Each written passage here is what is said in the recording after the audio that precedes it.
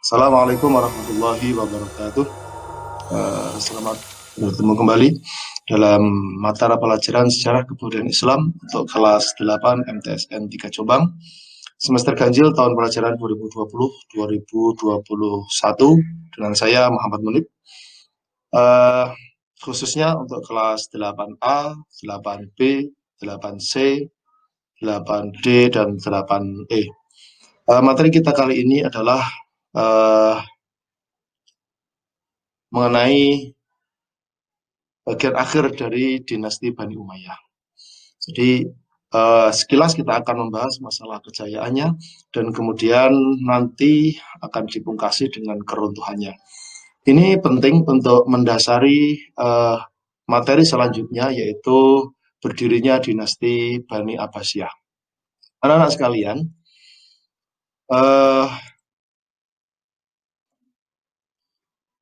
berdirinya Bani Abbasiyah itu tidak lepas dari kehancuran dinasti Bani Umayyah yang berdiri cukup lama, kira-kira 90 tahun. Dari tahun 661 hingga tahun 750 atau tahun 41 Hijriah hingga 132. Sebagaimana kita ketahui di kelas 8 kelas sebelumnya, bahwa dinasti Bani Umayyah itu dipimpin oleh 14 khalifah, dipimpin secara turun-temurun. Maka pemerintahan ini walaupun disebut dengan khilafah, ia tetap disebut dengan monarki, jadi sama saja dengan kerajaan. Dari 14 orang khalifah itu, yang menonjol hanya ada 4 atau 5, yaitu siapa saja?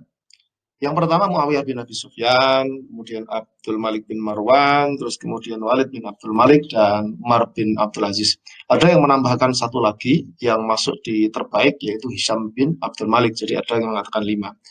Selebihnya khalifah-khalifah yang lain relatif boleh disebut sangat buruk sekali, biasa-biasa, bahkan buruk sekali.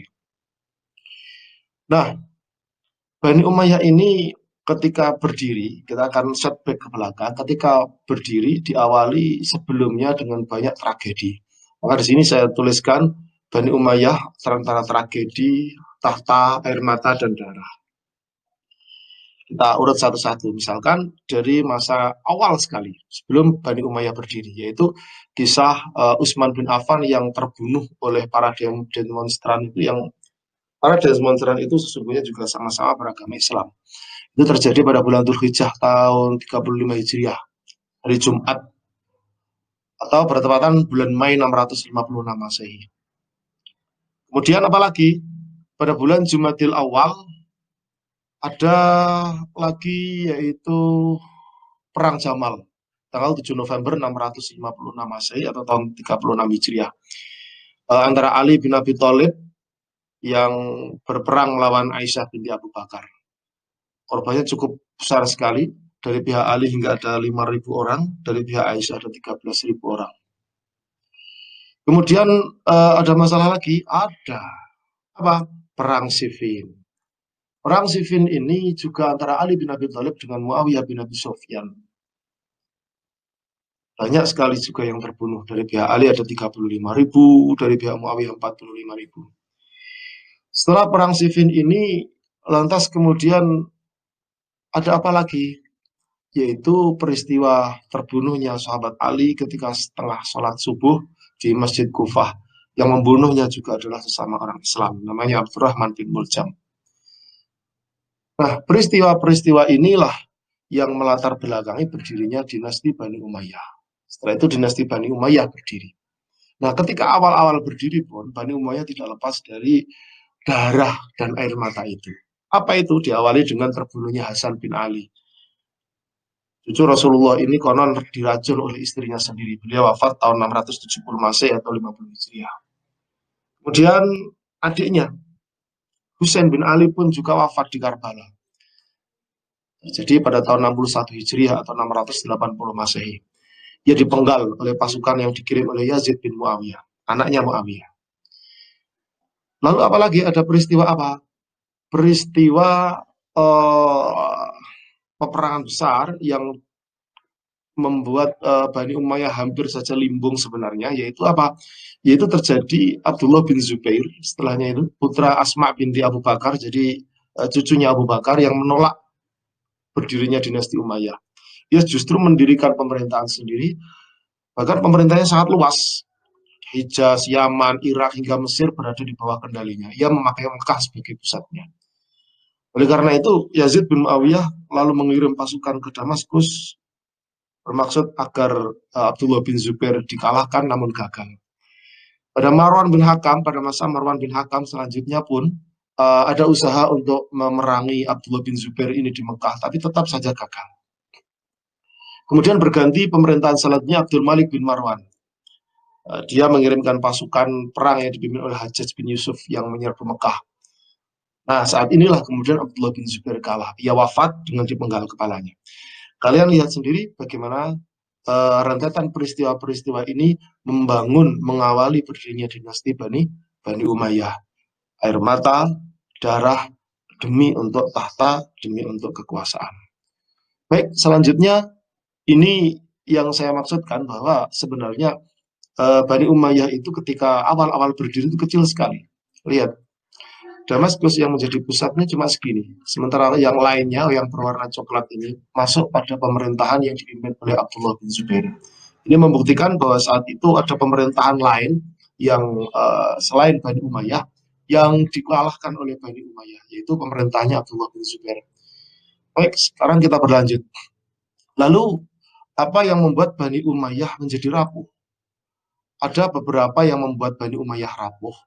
Yang pertama, ia ditinggalkan pemimpin yang hebat, semacam Umar bin Abdul Aziz dan Hisham bin Abdul Malik. Dari luar, banyak orang-orang yang tidak suka dengan Bani Umayyah, seperti orang Syiah, Khawarij, dan juga kelompok dari Bani Hashim ya, atau Bani Abbasiyah ini.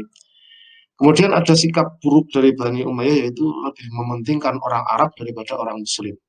Mohon maaf, mementingkan orang Arab yang Muslim daripada Muslim non-Arab. Maka muncullah orang-orang Islam yang tidak Arab, yang disebut dengan Mawali, yang merasa kecewa karena dianak tirikan.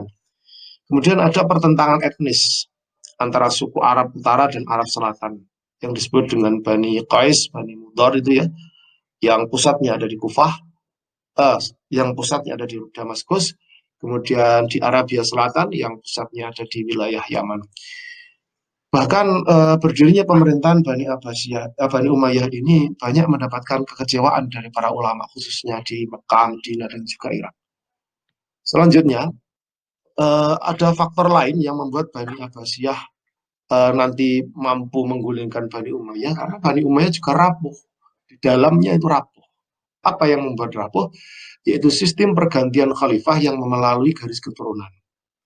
Turun-temurun ini tidak selalu menghasilkan pemimpin yang baik. Kadang-kadang bapak baik, anak juga tidak sebaik bapak. Cucu baik, nanti cicitnya jelek. Tidak selalu baik.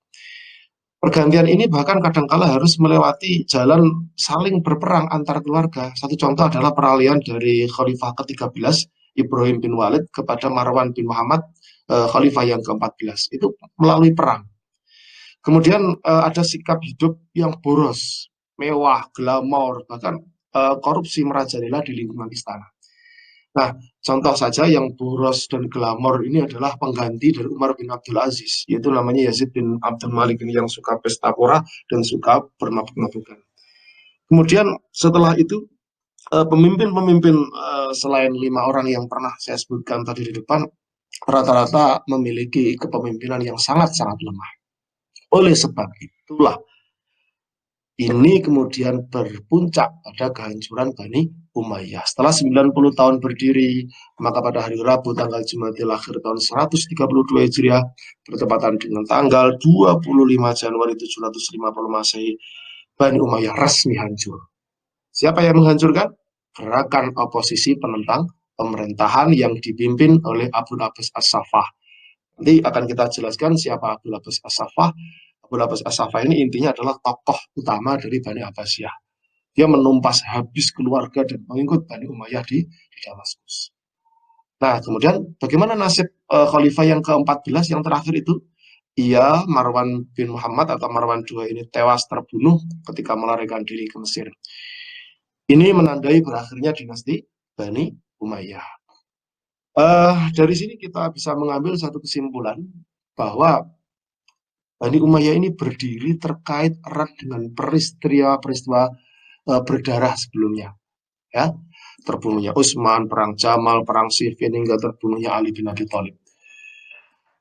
Berdirinya ini awal-awal pun ketika berdiri pun banyak peristiwa berdarah. Kematian Hasan bin Ali, terbunuhnya Hussein, pertempuran dengan Abdullah bin Zubair, dan lain sebagainya. Dan sangat disayangkan mereka semuanya